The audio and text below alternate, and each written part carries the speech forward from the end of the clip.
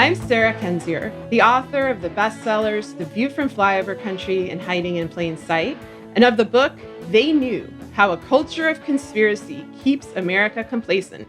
I'm Andrea Chalupa, a journalist and filmmaker, and the writer and producer of the journalistic thriller Mr. Jones, about Stalin's genocide famine in Ukraine. The film the Kremlin literally does not want you to see, so be sure to watch it. And this is Gaslit Nation, a podcast covering corruption in the United States and rising autocracy around the world. So Sarah and I are going to have a suspenseful live taping of Gaslit Nation which is next Tuesday. It's coming up, Sarah. It's dun dun dun. Suspenseful is a euphemism for chaotic, but entertaining. Yes. Chaotic in a good way. So that's going to be Tuesday, January 24 at noon Eastern.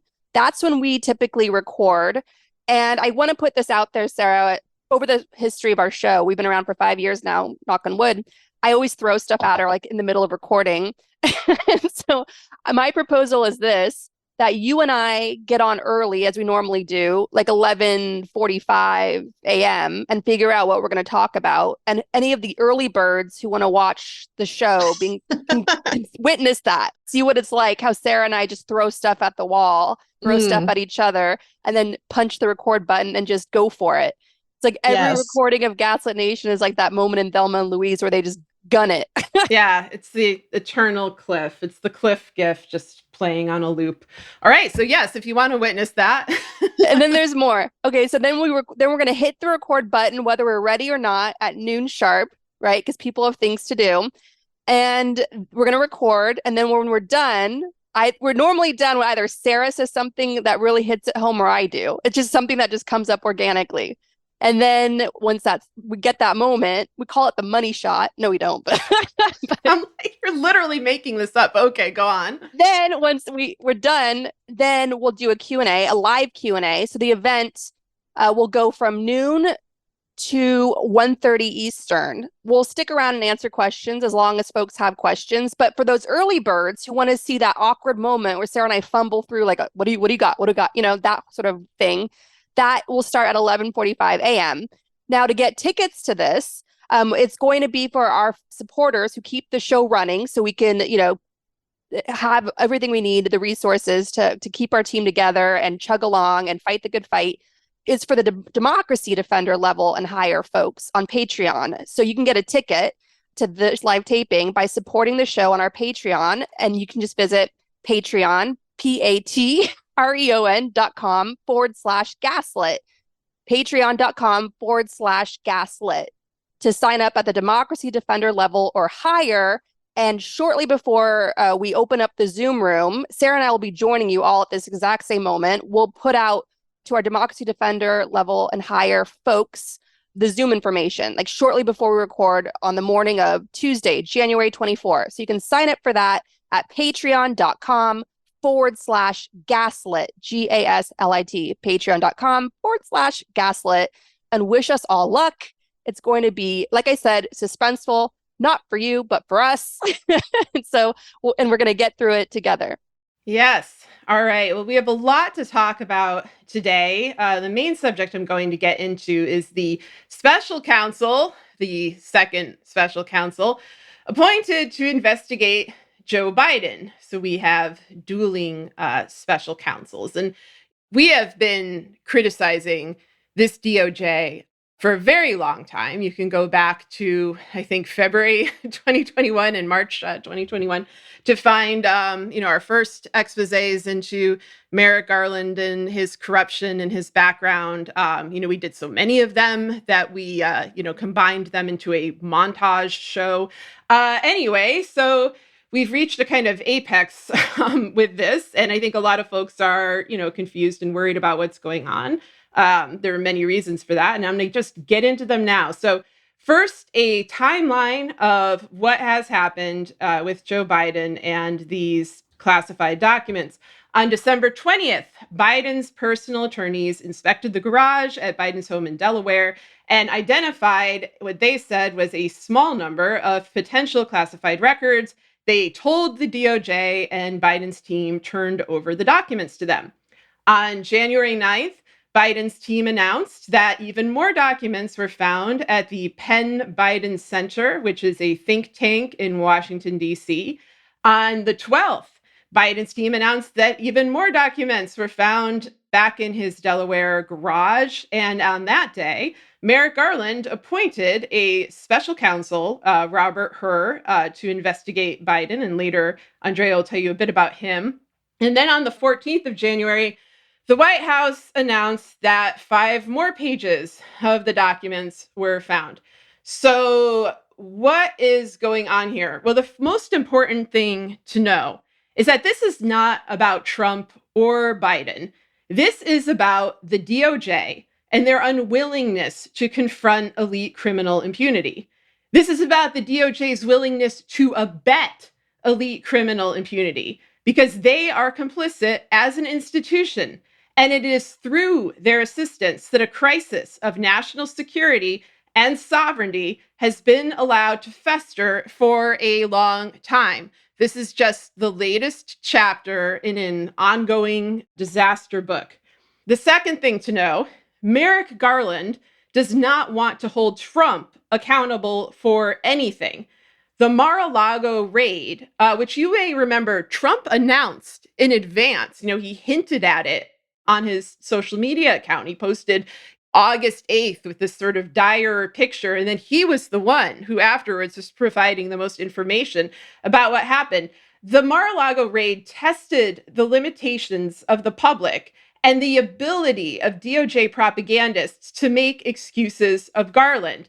This crime was so overt and so egregious that it reminded everyone of the vast number of literal foreign agents in Trump's sphere, people like Manafort and Tom Barrack and Michael Flynn, as well as central figures like Jared Kushner, who were accused credibly of selling state secrets.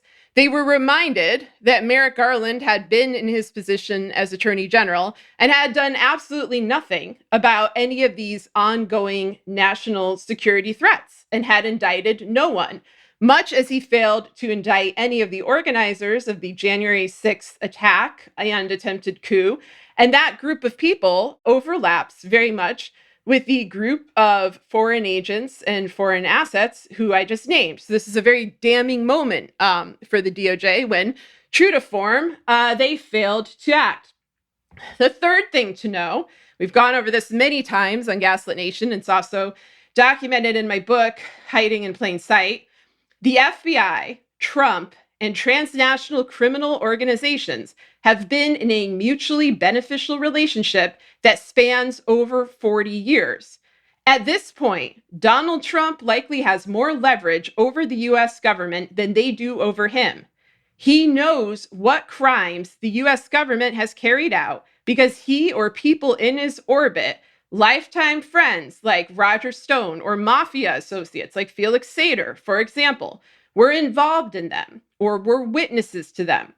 As we've noted, former heads of the FBI went on to work for the Russian mafia directly after they left office. Two prominent examples of this are William Sessions and Louis Freeh, although we also saw actions from people like James Comey, who took the head of the Russian mafia, Semyon Mogilevich, off of the most wanted list. And of course, we saw how Mueller, failed to investigate or prosecute any of these individuals when he was heading the FBI.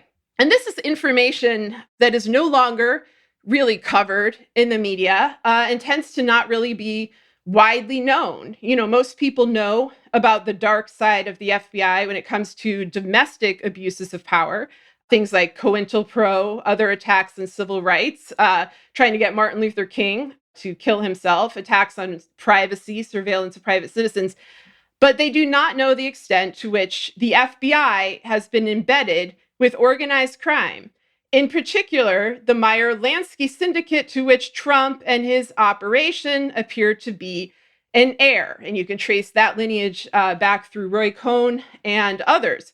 You should note that J. Edgar Hoover, during his time in office, did not want to even admit that the mafia existed. So this has been a problem of American political culture for a very long time. Okay, the fourth point.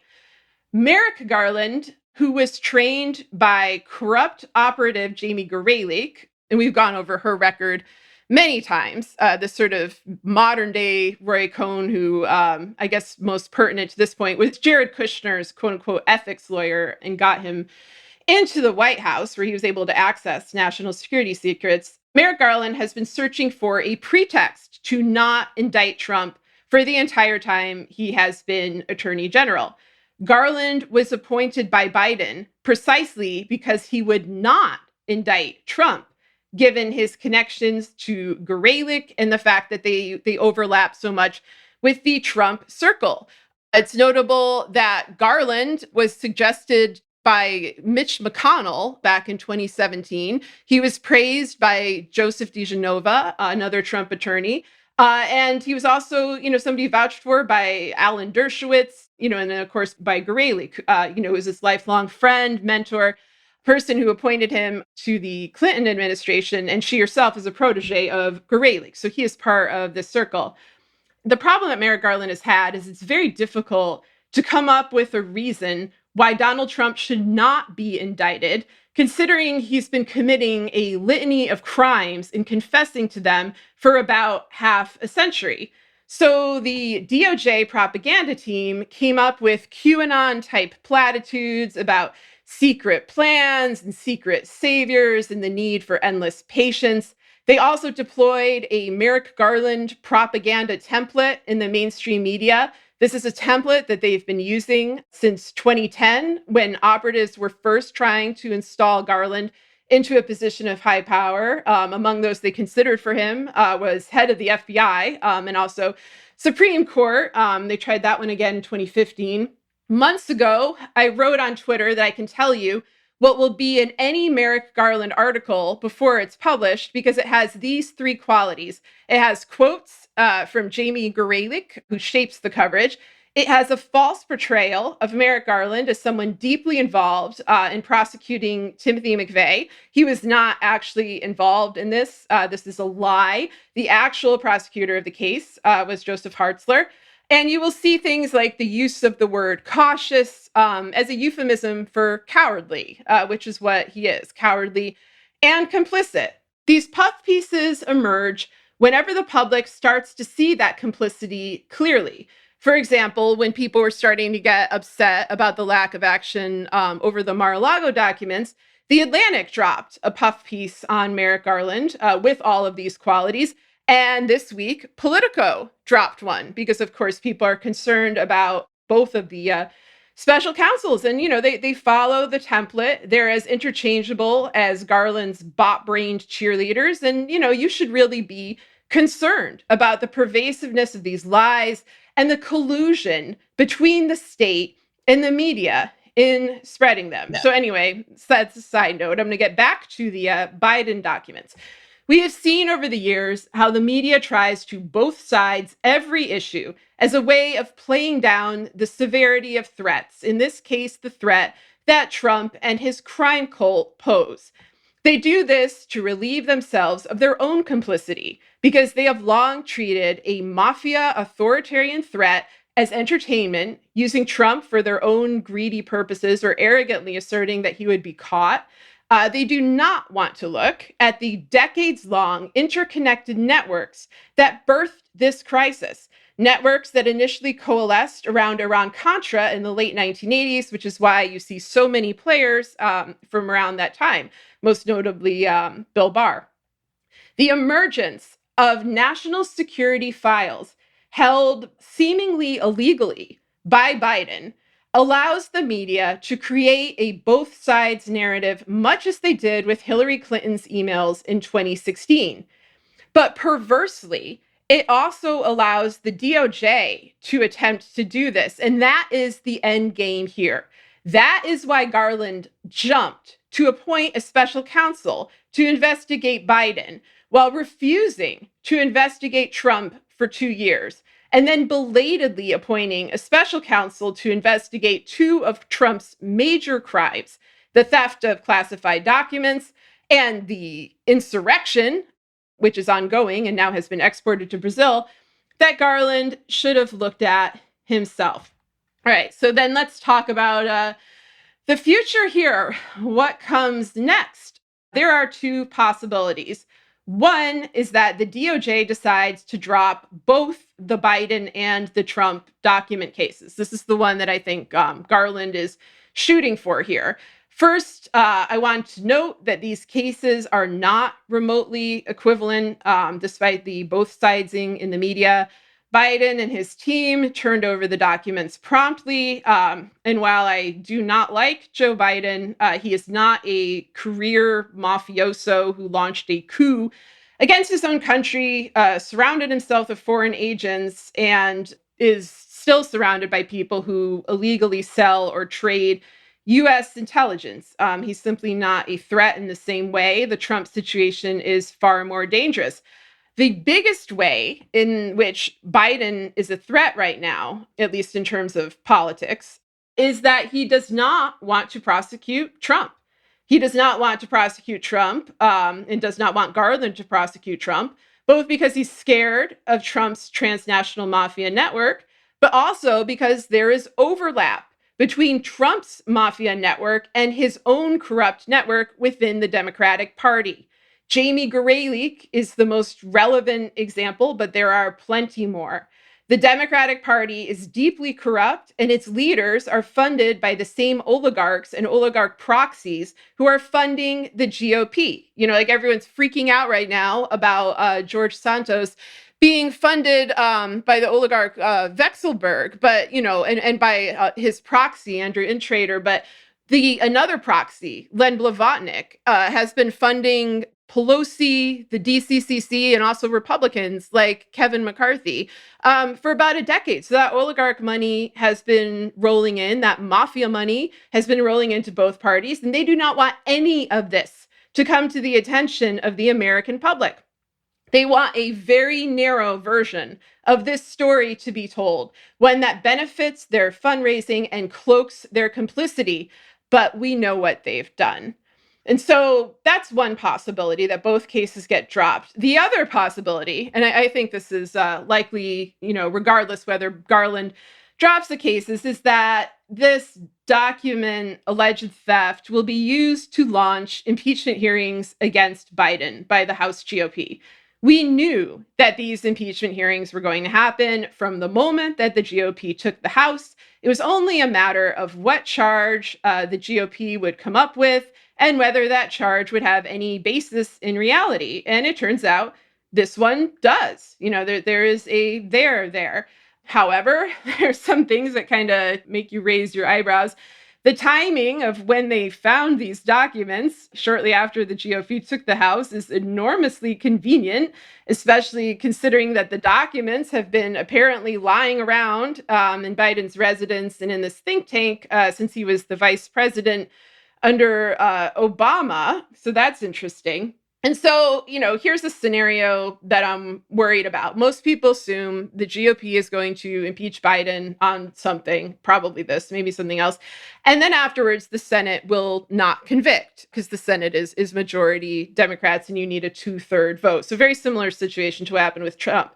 What I'm worried about is that Joe Biden is going to pull a Nixon, and that if impeachment is even raised as a prospect, or if he is impeached and not convicted, he will decide to step down for the sake of, quote, unity or peace or moving forward or some sort of other bullshit pretext. In reality, the reason Biden would step down is so the mafia backers who run Trump can get back in. Maybe through Trump, maybe through elevating Kevin McCarthy, maybe through someone else.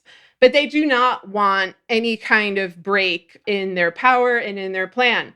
Because the ultimate goal of this operation is to strip the United States down and sell it off for parts. They do not care if the United States exists, and they don't care if the people who live in it live or die. And this is something that I've been trying to explain to everybody for about 8 years. And though a coup and a plague and many other events have happened, something that's difficult for folks to accept because it's terrifying. It's actually more convenient for these operators if we die, given the resource shortage that's emerging as a result of climate change.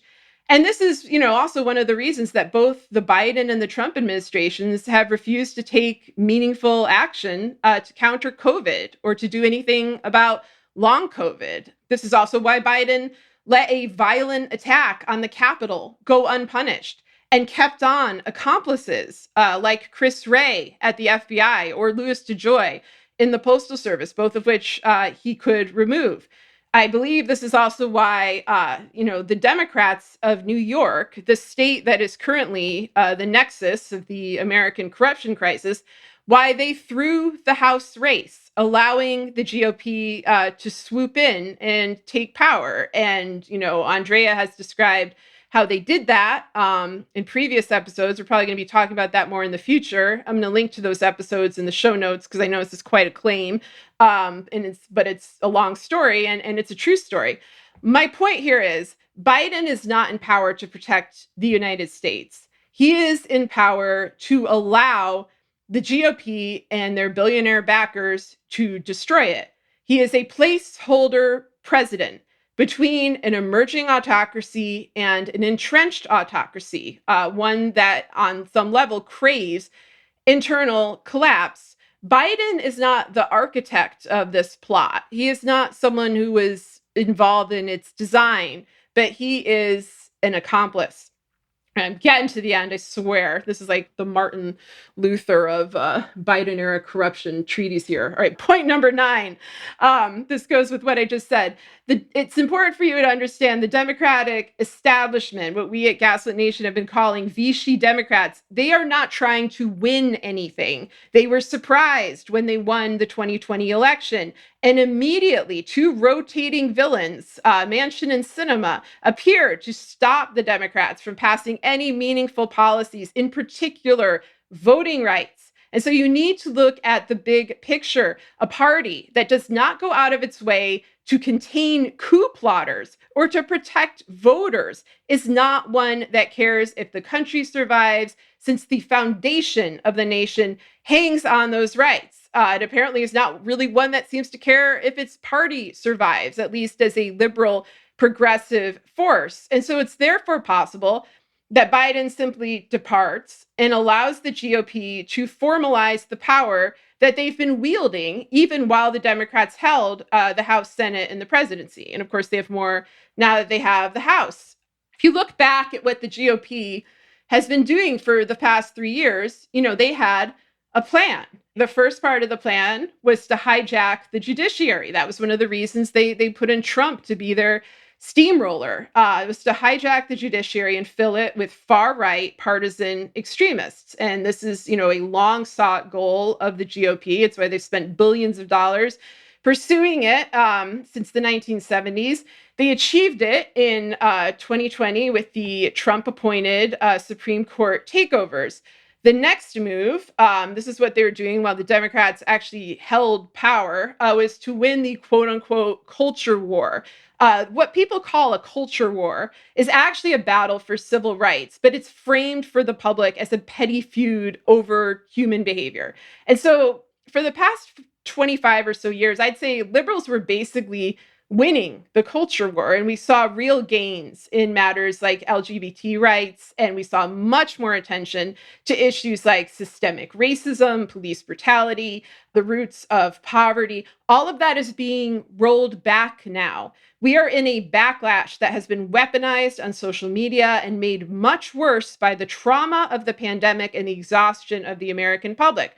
And the GOP exploited this. They spent 2021 through 2022 focused on culture war matters, and their partners in the entertainment and media industries are reshaping culture, political culture as well. They are firing creators of color. They are destroying archives in both media and entertainment so that Americans lack a shared pop culture, so that we lack a sense of history, and so that we have difficulty digging out the truth.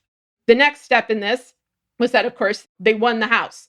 And I want to be clear, it doesn't matter that the GOP won by a narrower margin than many anticipated. And I'm going to say the reason that margin was so small is like everyone hates the GOP. So as I'm going on about how powerful they are, don't mistake power for approval. This is tyrannical one-party rule. Anyway, they won, which means they get to do hearings. This win, this House win, was meaningful enough that they did not feel the need to do a bunch of January 6th attack sequels around the country challenging election results. They got what they wanted. And so one of the things that they want to do, as I said, is begin hearings against Biden and other members of the Biden administration. And it is a great irony to me that the GOP is following the exact path that I recommended for the Democrats many times, which is to use examples of the Kefauver Mafia hearings of the 1950s or the Church Committee of the 1970s to gut out institutional corruption and to highlight the infiltration of organized crime. I wrote about this quite a bit in my book, They Knew. And so, ironically, it is now the GOP running around vowing to do this, but you should not trust this because their only goal is to replace the current malleable lackeys with absolute fanatics. If they get rid of the FBI, and a large part of me thinks the FBI needs to go, that they are beyond reform, they will replace it with something akin to the Stasi. That is what they are fantasizing about: impunity for themselves and oppression of everyone else. And they're not shy about this. And so the next year will be interesting as the GOP targets people who are possibly corrupt and possibly criminal, but they're very likely to go after them for things that they didn't do instead of the things that they did do, because the things they did do are often things that the GOP approves of, like abusing migrants, for example, who cross the border, child separation. All that's still going on, by the way, under Biden. So you have to ask, why is Merrick Garland going along with this, since you would think it's not in his self-interest? Why did Biden appoint Garland? Why are they not taking even the most basic measures to drop this anti-American, anti-democratic plan in its tracks? The answer for most questions these days is usually it's the mafia, stupid, but it is more complex than that.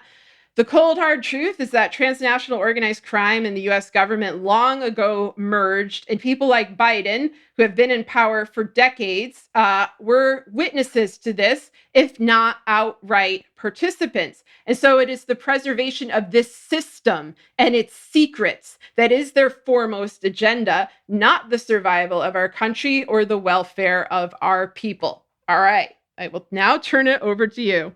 Well, well, well. I've got a lot to say on all of this. Go. Take all the time you need, because I clearly did. No. That was lovely. So I obviously agree that there's this larger architecture that we're up against, which is, of course, is elite criminal impunity. And we'll get into all that, especially when we talk about who is Special Counsel Robert Hur. And he's basically a poster child of how the sausage gets made, the sausage being elite criminal impunity. One thing I do want to say, though, is I like Biden. I genuinely like Biden. And as somebody who, my first job out of college, I was a community organizer when it was a very nerdy thing to be a community organizer. And Obama running for president, giving all those powerful speeches, made it a cool thing. And then AOC came along in her documentary where she was one of many faces, new faces, young female faces running for office. She also then again made it a very cool thing. So I've been at this for a very long time, and I'm actually very optimistic and heartened by all the massive progress that has been made in terms of reforms and making our country more progressive. And what you saw, for instance, in 2020, you did see Biden lead a diverse coalition, and you did see Biden run a very disciplined presidential campaign. I thought there, for instance, I still remember some of the most moving moments of the Democratic National Convention that we all watched during the height of a pandemic, where you had the daughter who lost her father to Trumpism. He believed all of the disinformation of Trump, and she said, my father's cause of death was Trump. My father's pre-existing condition was believing Trump. And Jen O'Malley, who ran Biden's election in 2020, she followed us. She followed Gaslit Nation, followed me. I know Jill Biden's Black spokesperson followed us as well. And so what I'm saying is when Sarah and I were fashionable back when we were all fighting Trump, the Biden team knew of us. Like we were on their radar very much so. And since we've been calling them out on Merrick Garland, we're kind of, goth girl table now, which is fine. That's kind of our comfort zone anyway. But so what and what I want to point out about 2020 is it was also the very first year when progressives outnumbered moderate Democrats in the House, which was a big rebuke to Nancy Pelosi, who disastrously pumped the brakes on impeaching the most impeachable president, right? Mm-hmm.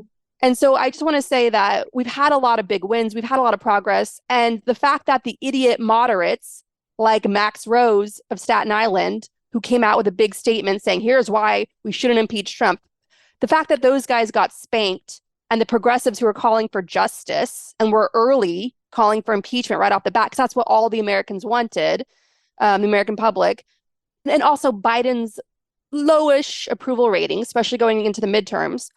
All of that is pointing to the fact that the American people are far smarter than DC gives them credit for. Like we see what's going on. And when you had Gerald Ford pardon Nixon and then losing re-election, pardoning Nixon destroyed Gerald Ford politically. And so that's what Biden is suffering from. That's what Nancy Pelosi and her moderates suffered from back in 2020.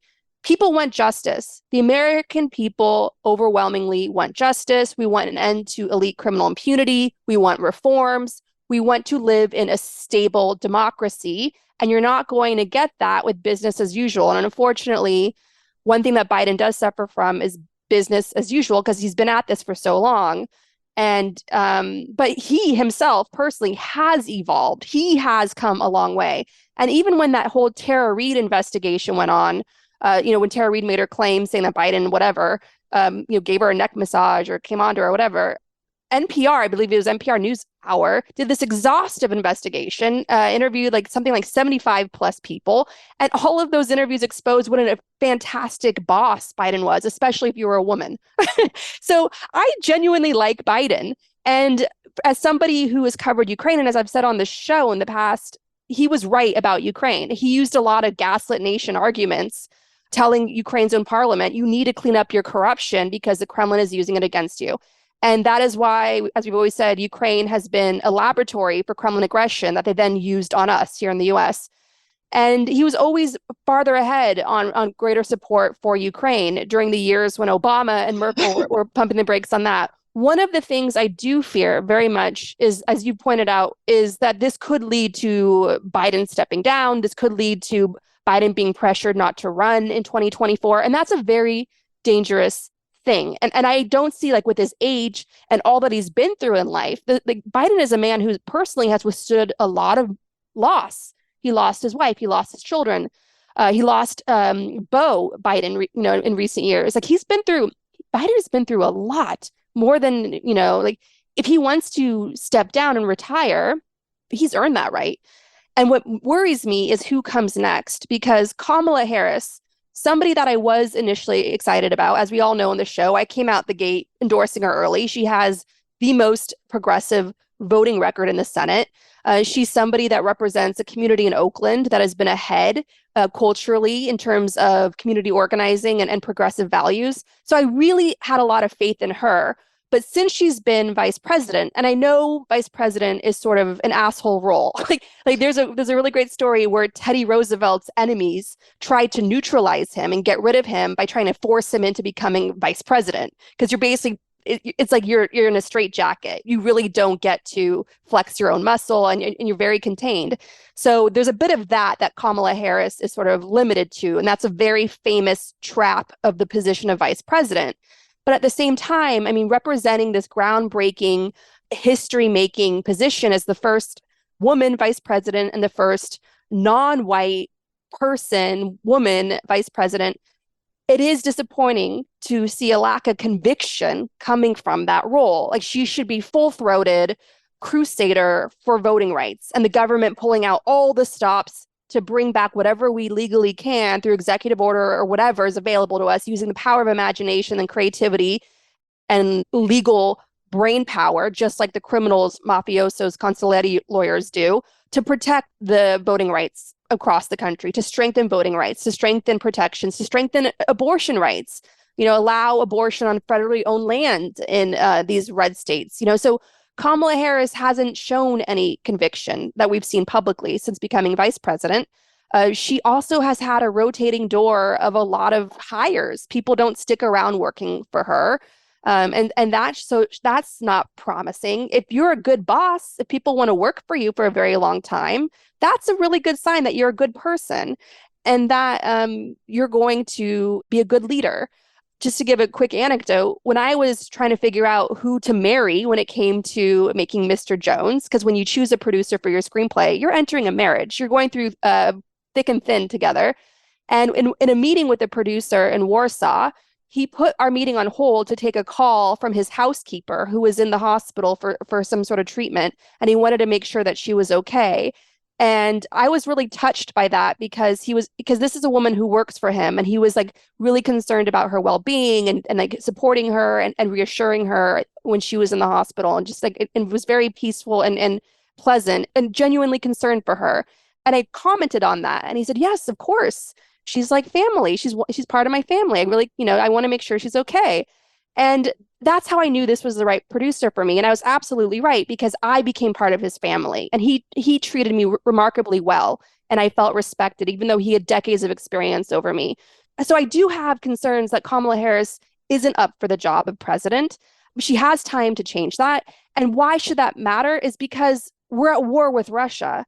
The very existence of Ukraine, where I have family and friends, is on the line. Can she meet that moment? And being a progressive, I like that on the domestic front, but as we keep saying on the show, the foreign policy is lacking when it comes to progressives. It's naive. It's naive. It's like we see these horrific stories coming out of Ukraine. Like just the other day, Russia, orphan maker Putin bombed a residential building that killed over 40 people. And it was in an area where a lot of refugees of the war have rebuilt their lives. It's considered a safe region. And it's one of the greatest civilian disasters since the start of the all-out genocide last February. Okay, it was a horrific, horrific crime against humanity that Putin just carried out. When you see bloodshed like this, a lot of progressives just want to make it stop. And they resort to Chamberlain tactics as though they have no sense of history. And they say things like, there needs to be a peace deal. Just give Russia Crimea. Just give Russia Donbass. Make it stop. We all want to make it stop. But that's like forcing a trans person to make peace with like DeSantis or something, or like a non-white person to make peace with the Klan. There are certain people in this world that just want genocide for the sake of genocide. They're just wired that way. The leading Nazis were just wired that way. Genocide creators, genocide makers are just wired that way. There is no negotiation with terrorists. And the only way, as the historians have pointed out, the only way to defeat a genocidal imperialist empire is through a military defeat. Can Kamala Harris do that? I don't know. I don't know anything about her since she's become vice president because she's not stood on any sort of matter of conviction. I hope to God she keeps Lloyd Austin as the Secretary of Defense. I hope to God whoever comes next after Biden keeps Lloyd Austin. I think Lloyd Austin has been great.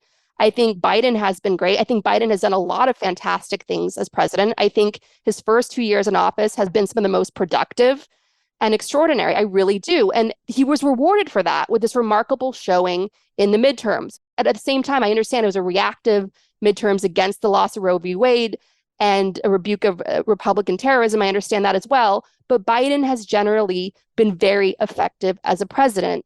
And I want to point out something that I don't hear anybody bringing up. And I've been listening to the radio all long weekend, and not a single person I've heard has brought this up. Maybe you've heard this. I haven't. But look at the years where in these documents of Biden's homes or whatever, look at the years of when this happened. The years when Biden had these documents, kept held on to these classified documents or whatever, those years coincide when he was mourning the loss of his son, Beau. His son, Beau Biden, died in May of 2015, which was the end of Biden's term as vice president. And here was Beau, who was a rising star in the Democratic Party. He was Attorney General of Maryland. He was an Iraq War veteran, and he died. And he had a beautiful family, and he dies of brain cancer. And there's very strong reason to believe, as many do, that that brain cancer was linked to the burn pits in Iraq. Burn pits being a really hazardous way to get rid of waste of all kinds, including chemicals, and the horrible fumes that they create can harm people. And there's been legislation passed, signed by Biden, to help those veterans who were, impacted by burn pits. So, imagine losing a son who was such a bright light and had so much, made you so proud and was a hope for the country as a rising star, losing him like that. And what a devastation that would be for your grandchildren, for Beau's children. And so Biden was going through grief again and going through mourning again in his final term as vice president. That's why it was Hillary's time to run, because Biden wasn't running. Biden was busy mourning, right? Imagine, he's a human being. Imagine the devastation that would cause losing your child, outliving your child again. So when you hear about this story of Biden's documents, please, please, please remember that. Think of him as a father first and foremost, a human being that was grieving the unimaginable. And he's not superhuman. None of us are superhuman going through all of this and figuring things out. The public officials that we rail against every single day, none of them, as far as we know, unless all these UFO stories are pointing to something we don't know about, but like none of us are superhuman to handle what's happening today. And Biden is a human being first and foremost. He's a father going through grief when these documents were like left there, okay? And what really bothers me just in general about all the shots that the fascists are taking at Biden is they all tend to go back to his kids somehow.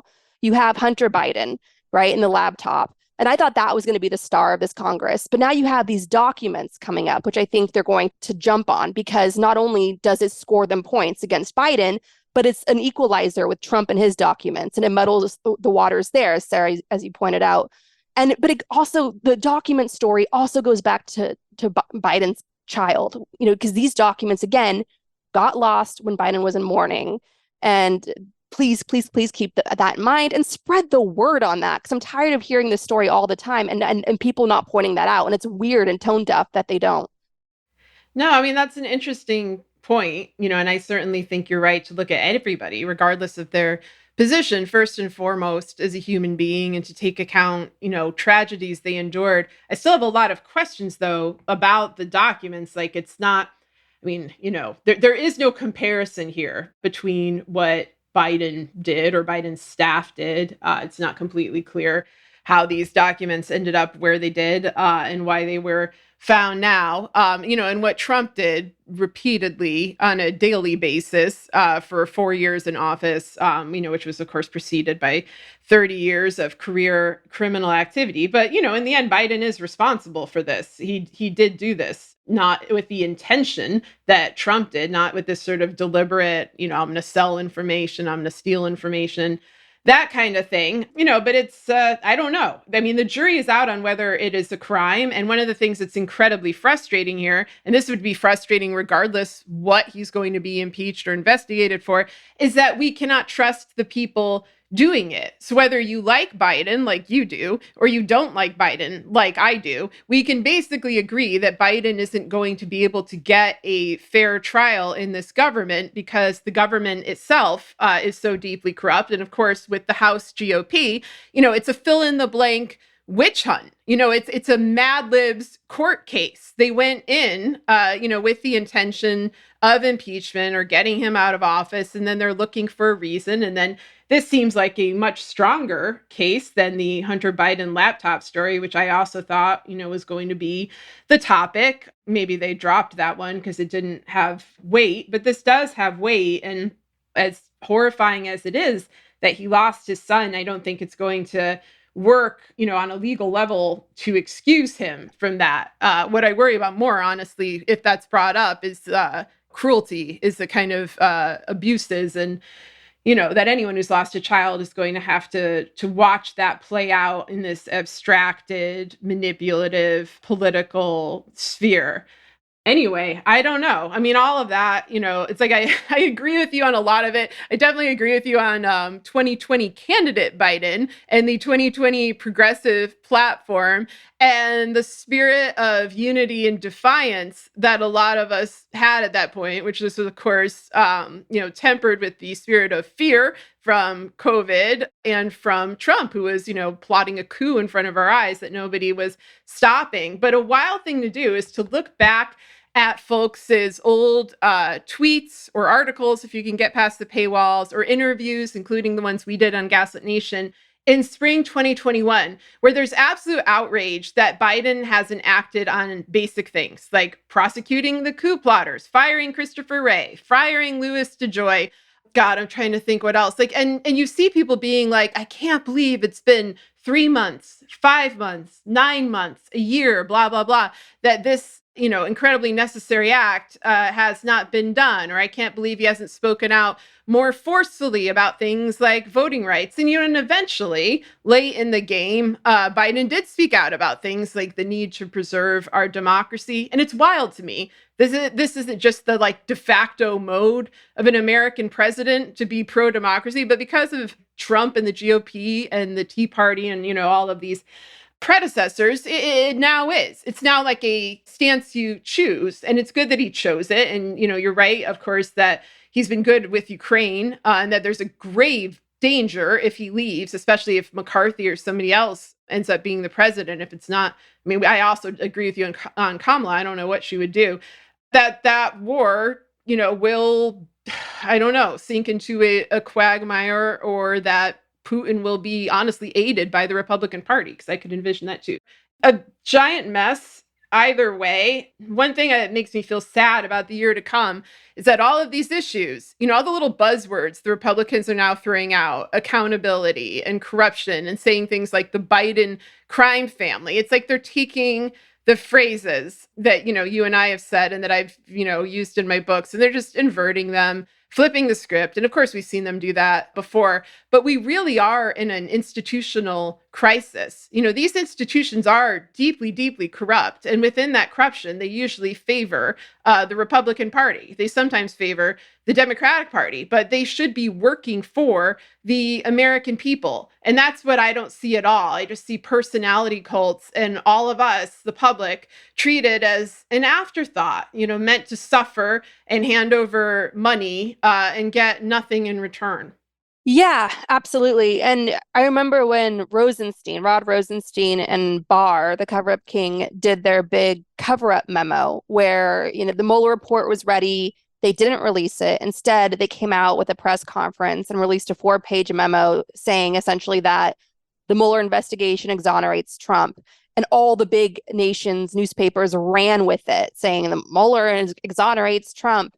And it was so shocking for the famously reticent Mueller that he came out with his own letter pushing back against it, pushing back against Barr, and then held a press conference where he called on Americans to say, this is a big deal, this is a concern. And the polling that came out after Rod Rosenstein and Barr tried to fool the American public and managed to fool the press, the mainstream press, which is always complicit in these things anyway, and always ready to be fooled. The public polled overwhelmingly wanted to see the Mueller report, overwhelmingly did not buy this. And so it's another reminder, just like Gerald Ford got punished for pardoning Nixon, the American public is significantly smarter than the transnational crime syndicate. The only reason why it doesn't seem so is because of all of these systemic imbalances designed to allow elite criminal impunity, the Electoral College, the Senate. Those systems have always, been established to protect the criminal elite who were criming at the foundation of our country by enslaving human beings, right? It may have been legal at the time, but it was against natural law to do that, to rip babies and mothers apart, to rip, it was a Holocaust for centuries, right? That's crime. And so we were founded on crime, built on crime, and the political system we're currently trapped under protects the criminals, right? They're modern day criminals, the filibuster and so on. So, but if we were free from those shackles, we would be an extraordinary nation. I truly believe that, because of, the polls we always see again and again, the demand for justice, the calling bullshit on the Mueller, Jack Smith brigade that tries to turn our utter lack of accountability into cults of personality and so on. So I do have faith in the American public. I do have faith in my country that we're going to get through this, but it's not without antagonizing, not without getting into their faces, not without building our community, not without demanding better, demanding that we be treated better, demanding that we have a sustainable future for all. And demanding more for our kids, because I don't understand this. I mean, the feudal lords that are running the show, aren't they worried about their own children in any way, shape, or form? Not just the climate collapse and all that, but also, what if you have given all your squandered, given all your the wealth that you're building up, right? What if you have a generation that squanders it all and has to start from scratch? Don't you want them to have some social safety net that protects them? I mean, it's like we need to do better and demand better. And we're going to get through this ultimately. And that's why everyone needs to go to the Gaslit Nation Action Guide and find your community and agitate with your community and build best friends with your community, because that's what we desperately need right now. But I want to go into Robert Hur, who is this special counsel that Merrick Garland woke up from his nap instantly to appoint. So this is really scary stuff. Like, researching Robert Hur made my stomach twist. Who is Robert Hur? He is, like I said, he's a guy that represents how the sausage gets made. He clerked for Chief Justice William Rehnquist. He worked with Christopher Wray in the Justice Department's criminal division. He most recently worked in crisis management for a big, fancy DC law firm called Gibson, Dunn and Crutcher. Who is Gibson, Dunn and Crutcher? Why might that name sound familiar? Well, Gibson, Dunn and Crutcher represents a who's who of evil, including Chevron in their case against Ecuador. Mark Zuckerberg is a client. Oh, and George W. Bush in Bush v. Gore in Florida. Remember that? It all came down to Florida, and George W. Bush becoming president unlocked the Pandora's box of the horsemen of the apocalypse, the invasion in Afghanistan and Iraq, right, which led to ISIS, which led to global destabilization, deregulation on Wall Street, which tanked the global economy, and so on. So you've got the brain trust of Gibson, Dunn, and Crutcher to thank for that. They're also involved in a case where they're working on the side that some critics point out could weaken federal protections of Native American tribes, right? The genocide that keeps on genociding here in America. And you all may know the lawyer, Steven Donziger, who helped win a $9.5 billion lawsuit in Ecuador against Chevron for contaminating the Ecuadorian Amazon. I'm going to read now from The Intercept, which points out some of the dark magic of Gibson, Dunn, and Crutcher. Again, this is a law firm where Robert Hur, the newly appointed special counsel, was working when he got this appointment. And he was working in crisis management, which is, as we all know, just another word for elite criminal impunity. Now from The Intercept. And we'll link to this article in the show notes for this week's episode, which you can find, as always, on our Patreon page for this week's episode. All right. Chevron, which is valued at more than $200 billion, also invested some of its massive resources in a legal counteroffensive against lawyer Steven Donziger. Led by the law firm Gibson Dunn, the company's hot pursuit of the attorney has involved hiring private investigators to track him, creating a publication to smear him, and creating a team of hundreds of lawyers to fight him. As a result, Donziger, who spent decades fighting for indigenous communities and farmers grappling with the pollution resulting from oil extraction, now faces exorbitant fines and legal costs. He has also lost his passport, his income, his law license, though he's fighting the decision, and his freedom. That's Gibson Dunn. This is creepy. Robert Hur is creepy. And there's more on this guy, but I'll let Sarah just chime in. Oh no. I mean, I'm just taking in this information because I don't know as much as you do. I mean, the main thing that stuck out to me about her is that Rod Rosenstein vouch for him. Rod Rosenstein, who of course was a Trump accomplice that went on to work for NSO, the spyware dealer from Israel that helped facilitate the murder of Jamal Khashoggi, among other dissidents around the world. So when Rod Rosenstein is praising somebody, especially, vouching for them as some kind of institutionalist, I basically take that word as code for, he is in on it with the rest of us. So I'm not really expecting anything to go fairly. And like I said, if Biden actually did something, then he actually did something, and it should be judged as such. I don't know. I don't see how there's going to be that level of objectivity here. I mean, I guess we'll find out. Just to underline that point from NPR, I'm going to read now. Hur also spent time as principal counselor to Rod Rosenstein, then Justice's Deputy Attorney General in the Trump administration, to oversee all components of the department. Part of that time as Rosenstein's top aide was spent overseeing the special counsel investigation into Russian election interference. So does this mean that Robert Hur, as the principal counselor to Rod Rosenstein, did he sign off on the cover-up memo, Rosenstein and Bill Barr's 4-page cover-up memo, which Mueller pushed back against in his own letter and his own press conference, right? Where they were Rosenstein and Barr were trying to seize the narrative, put it out early, saying that Mueller exonerated Trump. Did Robert Hur approve that? I mean, one would assume he had to know about it before it happened because he was the principal counselor to Rod Rosenstein, who came out with Barr in that press conference to release their big cover-up memo. And that's how the sausage gets made. We're going to end on, and this is our ending. So today's ending is a tribute to Matt Taibbi, who keeps going on and on about Russiagate on Twitter like it's some 15-year-old underage Russian girl back in the 1990s Moscow who broke his heart. It's like, so this is a tribute to Matt Taibbi, who thinks that Russiagate is like a faked moon landing, and it is the final sign-off of Robert Mueller coming out of hiding to basically defend himself on the Mueller investigation against Rod Rosenstein and Bill Barr's cover-up, where he says to the American people that what happened, what we investigated, it was very serious, and we all need to take this incredibly seriously. And yes, Russiagate is real. And I will close by reiterating the central allegation of our indictments, that there were multiple, systematic efforts to interfere in our election. And that allegation deserves the attention of every American. Thank you. Thank you for being here today.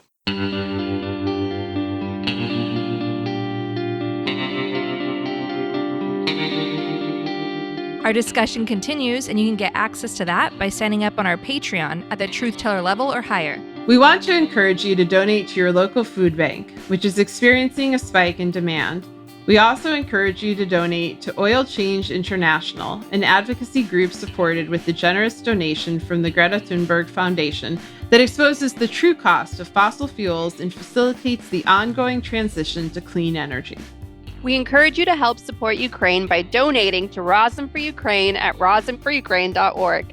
We also encourage you to donate to the International Rescue Committee, a humanitarian relief organization helping refugees from Ukraine, Syria, and Afghanistan. Donate at rescue.org. And if you want to help critically endangered orangutans already under pressure from the palm oil industry, donate to the Orangutan Project at theorangutanproject.org. Gaslit Nation is produced by Sarah Kenzier and Andrea Chalupa. If you like what we do, leave us a review on iTunes. It helps us reach more listeners. And check out our Patreon. It keeps us going.